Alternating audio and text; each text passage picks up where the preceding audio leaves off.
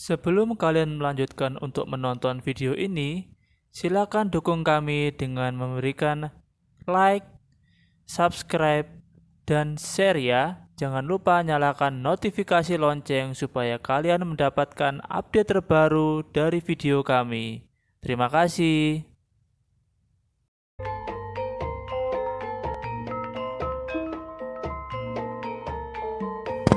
Betari Tara adalah seorang bidadari putri sulung Betara Indra dengan permaisuri Dewi Wiyoti.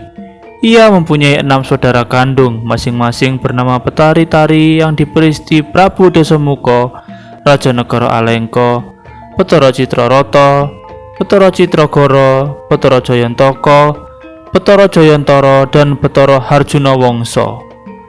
Betara Guru menghadiahkan Betari Tara kepada Sugriwa, putri Resi Gotama dengan Dewi Indradi dari pertapaan Grastina, sebagai imbalan atas jasa Subali yang telah berhasil membunuh Prabu Mahesasura dan Jatasura dari kerajaan Gua Kiskendha. Namun belum lama menjadi istri Sugriwa, Betari Tara direbut oleh Resi Subali yang termakan oleh hasutan jahat Prabu Dasamuka, Raja Negara Alengka. Selama menjadi istri Resi Subali, Betara Tara hamil. Ia kemudian melahirkan putra berwujud kera berbulu merah yang diberinya nama Anggoda. Suatu ketika, dua bersaudara berwujud kera Sugriwa dan Subali berusaha melawan penguasa Angkara Murka di Gua Kiskendha, Mahesasura dan Jatasura. Subali berkata kepada Sugriwa agar dia saja yang melawan sendirian di dalam gua. Menurutnya, apabila terjadi hal buruk atau dengan kata lain ia kalah dan mati, maka Sugriwa masih hidup. Ia berpesan kepada Sugriwa jika nanti mengalir darah merah dari dalam gua, maka artinya ia menang.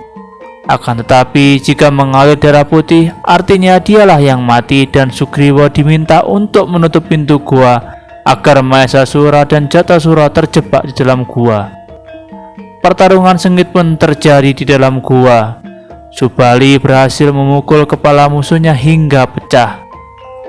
Darah merah bercampur cairan otak berwarna putih mengalir deras. Sugriwa kaget melihat darah merah bercampur putih mengalir dari dalam gua.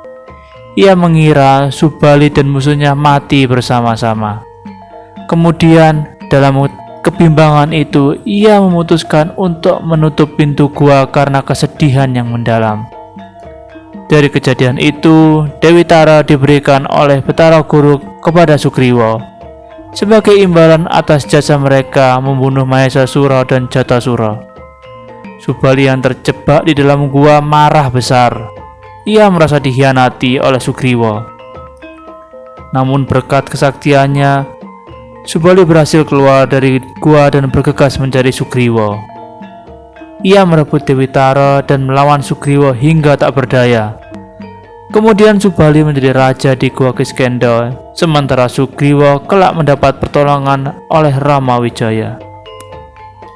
Setelah Resi Subali meninggal oleh panah Goma Wijaya milik Rama Wijaya, Betara Tara kembali menjadi istri Sugriwa. Menjelang pecah perang Alengka, Anggoda dijadikan duta oleh Rama Wijaya untuk meminta kepastian Prabu Dasamuka apakah bersedia membebaskan Dewi Sinta secara baik-baik atau tetap bersikukuh mempertahankannya. Jika Dasamuka tetap mempertahankan Dewi Sinta, berarti akan pecah perang. Prabu Dasamuka bukan menanggapi pilihan itu, melainkan mengingatkan bahwa sesungguhnya Anggoda adalah keponakannya. Betari Tara, ibu Anggoda, adalah adik Betari Tari. Rayan Dasamuka itu dilontarkan agar Anggoda mau bersekutu dengan Alengka untuk melawan Rama Wijaya. Dan akhirnya Anggoda pun terprovokasi. Singkat cerita, setelah Prabu Sugriwa meninggal karena usia lanjut, Betari Tara kembali ke kayangannya hidup sebagai bidadari.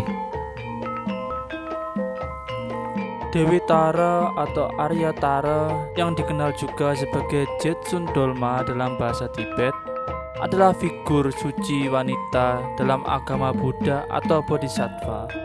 yang masih diamalkan dan dilestarikan sampai sekarang sebagai Tantra Buddha dalam agama Buddha Tibet. Tara atau Dewi Tara merupakan lambang dari kebebasan atau kemerdekaan jiwa dan menyatakan keberhasilan dan prestasi hidup yang sejati dan bersifat suci. Dewi Tara juga merupakan lambang dari belas kasih serta kehampaan. Kehampaan di sini dalam bahasa Tibetnya adalah sunyata atau ketidakberadaan dan ketidakkekekalan duniawi yang diajarkan dalam agama Buddha.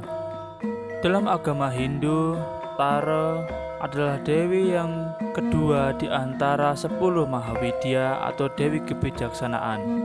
Menurut tradisi Tantra, ia merupakan penjelmaan dari Mahadewi atau bahkan Parwati. Dalam sebuah legenda Hindu, ada sebuah kisah yang diceritakan secara turun-temurun mengenai Dewi Tara. Legenda ini dimulai dengan pengaduan samudra susu yang dilakukan oleh para dewa dan raksasa. Dari proses pengaduan samudra susu, muncullah racun mematikan yang kemudian diminum oleh Dewa Siwa untuk menyelamatkan dunia dari kehancuran. Setelah meminum racun tersebut, leher Dewa Siwa menjadi biru dan kekuatannya melemah. Lalu Dewi Tara muncul dan memangku Siwa.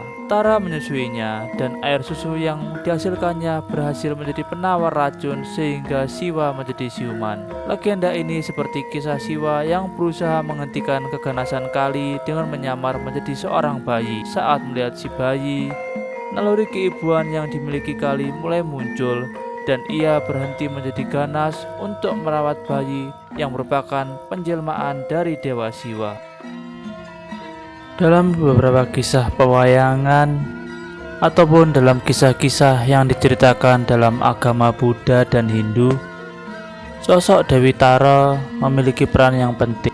Dewi Tara disimbolisasikan sebagai dewi kebebasan dalam agama Buddha. Dalam pewayangan, Dewi Tara juga memegang peran penting dalam mengambil kisah dari kerajaan Gua Kiskendha. Satu hal yang patut kita pelajari adalah Dewi Tara memiliki sifat dan perwataan pengayom sebuah keluarga.